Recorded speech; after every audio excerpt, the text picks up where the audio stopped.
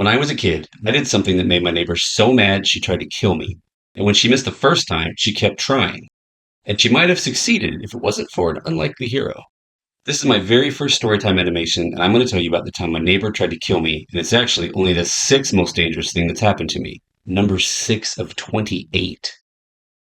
My life has been a weird, hot mess of crazy. Turns out, with a few simple ingredients, like low self-esteem, an inability to say no, a guilt complex, and friends that are terrible influences, you too can have a lifetime full of crazy things to talk about, assuming you survive them. I've actually told these stories so many times to friends and family that they started telling me that I should write a book. So I made a list, and that list grew longer and longer, and I realized I should animate these. Then it'd be even better than a book because you can use your eyes. Wait, that's how I want to earn your subscribe. My pain is your gain. I don't know what my next video is. I know what my next 189 videos are. I don't even have time in this video to get into things like the hitchhiker, the sheriff and the bomb, the false wall in the basement, that time a gang hunted me down, having to assist on my own surgery, that time we nearly triggered a national security alert, confronting my dog's killer, the hammer hands man, my childhood bazooka, the serial killer. Wait. I'm getting ahead of myself. As crazy as those sound, unfortunately for me, those stories are very real. I'm super excited to share them with you, though, and I hope you enjoy experiencing them more than I enjoyed living through them. About that neighbor, let's call her Mrs. Red. I only knew who she was because I went to school with some of her kids. She lived in a two-story house, like a street and a half away from me, and I had no reason to think that below the surface she was a powder keg ready to go off, or that I would be the match to light it, especially considering what I did. I was probably middle school age at this point.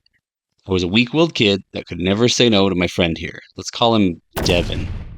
Devon was the local terror and was always bringing me along for his latest shenanigans. It took me years to finally get the self-esteem and confidence to tell him no and spend more time with other friends.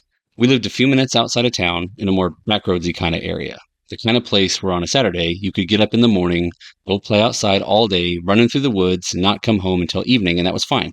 The kind of place where there could be a bobcat sighting nearby. That actually happened. And the adults would be like, huh, weird.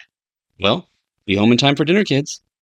The kind of place where you could find lost golf balls in the woods near the local golf course and turn them in for hot dogs and nachos.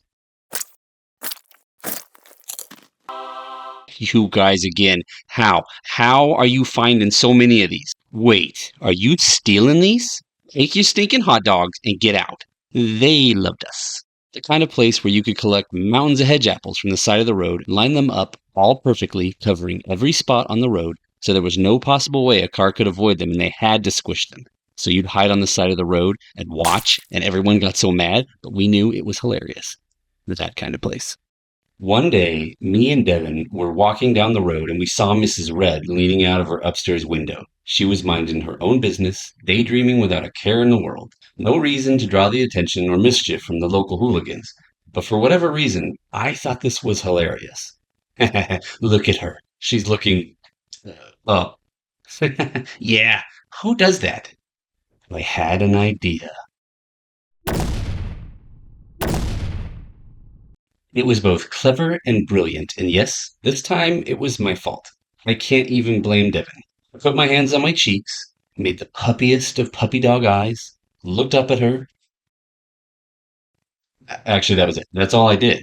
I was not great at making fun of people. But if you thought that was nothing, you would have been just like me and also just walked away oblivious to the danger you were now in.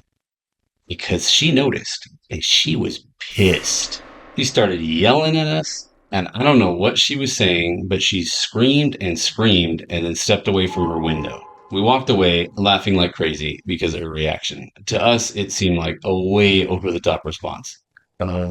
Hey, man. Now, I'll be the first to admit I was being a brat. But did we deserve to get run over by a car? I mean, maybe?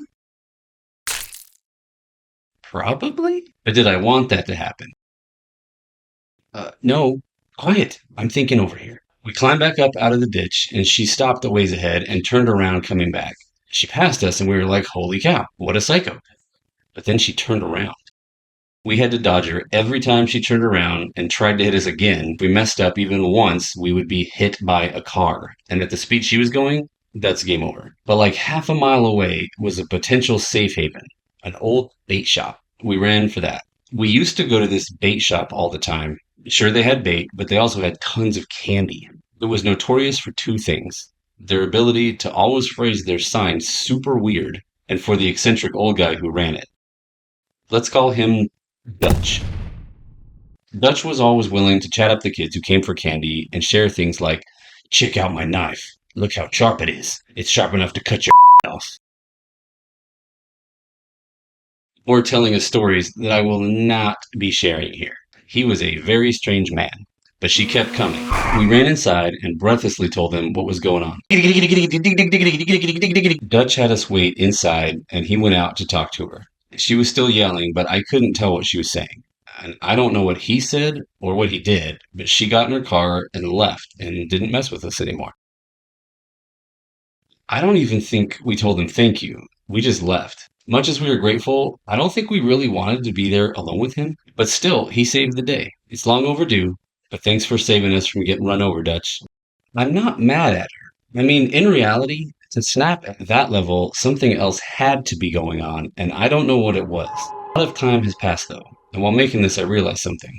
She had a very thick and distinct accent. Combine that with her age, and that puts her at a very specific place in the world at a very specific time that implies she might have had a childhood with a horror level I couldn't possibly understand. Maybe that contributed.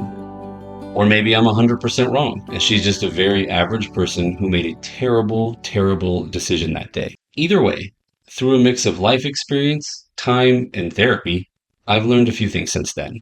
You can't judge someone by cherry picking their very worst moment and defining their entire life by it. It's not fair, and frankly, none of us could survive that level of scrutiny and come out looking any good. But also, there's a very, very big difference between something being understandable and being justifiable. I can make some assumptions about her that could make what she did understandable, but understanding it doesn't make it okay. It just makes it harder to stay angry at her.